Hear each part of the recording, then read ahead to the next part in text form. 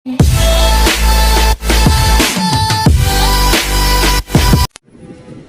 mga lods, meron tayo rito gagawin. Dedeki yung brand, bukas na siya, dinala ng may-ari. Sabi ng may-ari is wala siyang power. Pagbukas natin, sunog yung kanyang power supply. Nag-spark sa capacitor. Yan yung paa ng capacitor, itong malaki. Tapos pumutok yung kanyang power IC. So, gagawin natin, i-convert natin yan.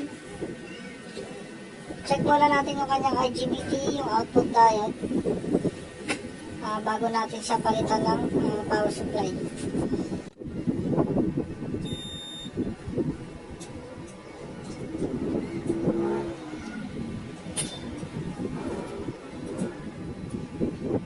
Ayan, good naman yung kanyang output diode. Tapos itong IGBT niya,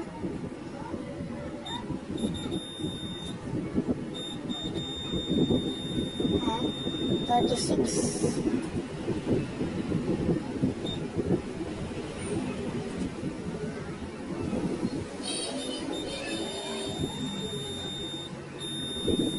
Ayan, 31. Ayan, 31 ohms. Very good naman yung kanyang IGBT. Try natin munang salpakan ng tower. Tapos check natin kung okay ba yung kanyang output, yung signal dito sa output ng IGBT.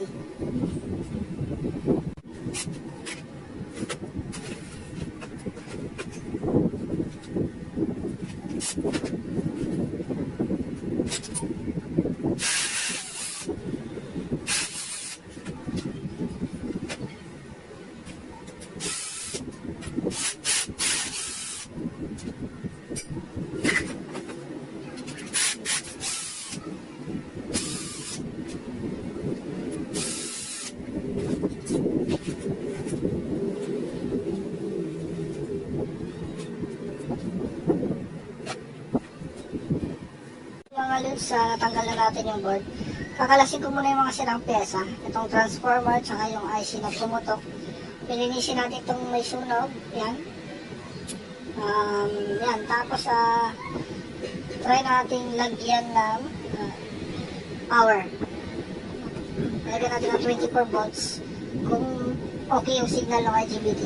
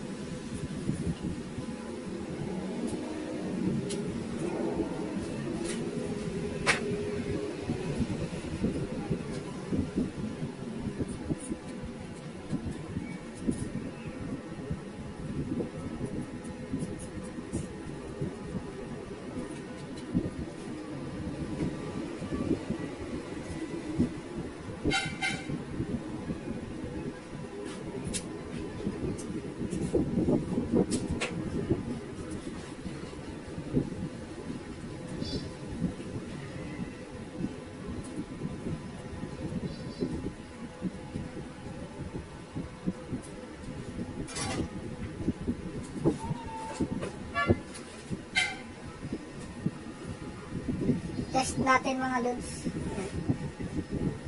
Bali dito sa tatlong pin na to mga lods, lalagyan natin ng 24 volts.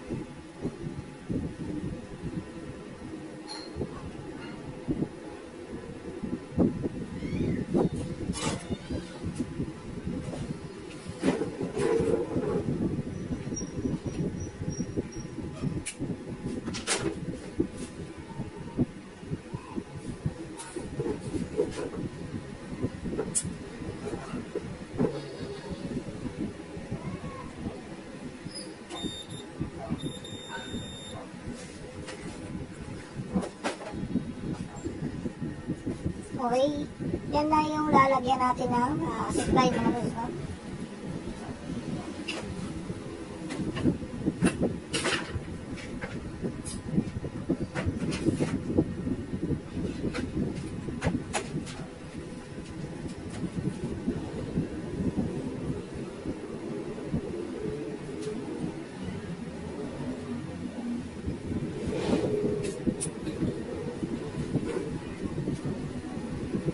Okay mga lods, bali yan. Lalagyan muna natin siya ng 24 volts dito. Then lalagyan natin siya ng oscilloscope dito sa kanyang IGBT. Channel 1 tsaka channel 2. Yan, ito ang ating oscilloscope. Tapos ito yung ating power supply. Mag-out tayo rito ng 24 volts papasok dito sa board. Okay. Start natin.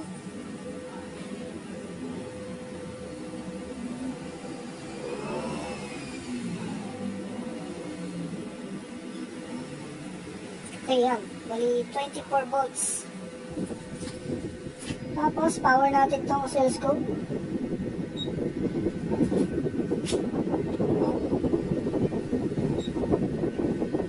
Okay.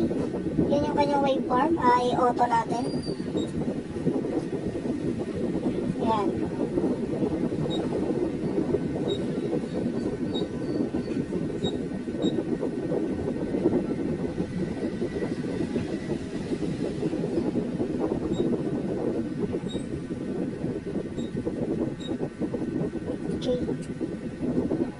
Okay, bali yan yung kanyang frequency, 47.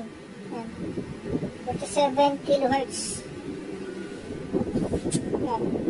Sabihin, okay itong signal ng IGBT natin. Yan. Okay naman yung waveform niya, yung square wave niya. Pwede natin siyang i-power. Pwede natin lagyan ng power supply, then i-on natin. Okay. Yan, ilalagyan natin siya ng power supply na converted na board.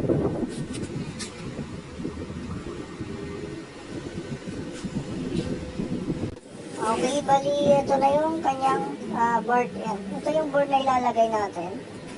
Imamount na lang natin dyan sa may frame niya. No? Yan. 300 ang input nito. 300 volts galing sa capacitor. Yung output is 24 volts yan. Pagpunta sa secondary.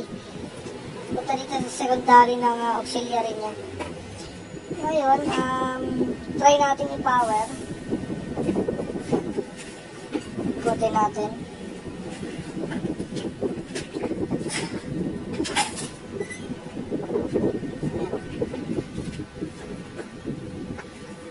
Lagay natin ng maayos. Dapat walang mga tingga dyan sa ilalim. Baka mag-short yung power supply. Ayan, tapos yung tester natin. Lagay natin sa DC.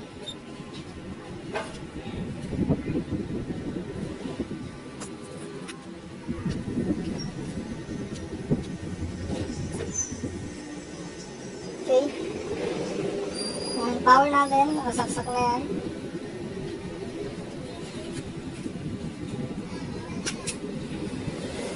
Yun, may power siya.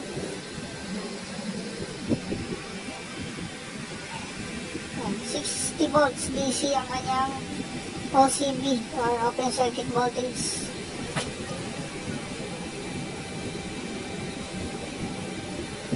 Yan. Testing natin. May welding na lang natin siya. Ayan. Test natin.